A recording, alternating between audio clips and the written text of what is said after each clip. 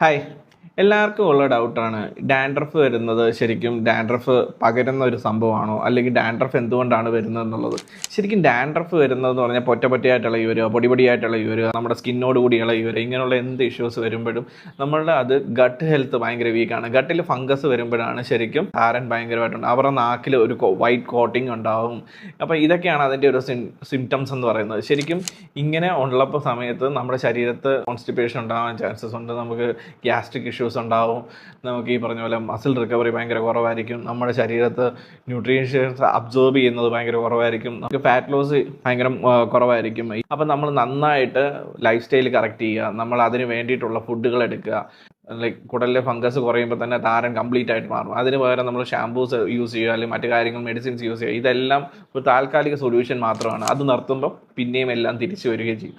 അപ്പോൾ ഇതിനുള്ള permanent solution നമ്മളെപ്പോഴും ഗട്ടിൽ ഫംഗൽ ഇൻഫെക്ഷൻ കംപ്ലീറ്റ് ആയിട്ട് വരും. എന്തെങ്കിലും നിങ്ങൾക്ക് ഇതുമായിട്ട് റിലേറ്റഡ് ആയിട്ടുള്ള സംശയങ്ങളോ ബുദ്ധിമുട്ടുകളോ ഉണ്ടെങ്കിൽ DM ചെയ്യൂ. എല്ലാവരും ഹെൽത്തി ആയിട്ടിരിക്കും, സേഫ് ആയിട്ടിരിക്കും.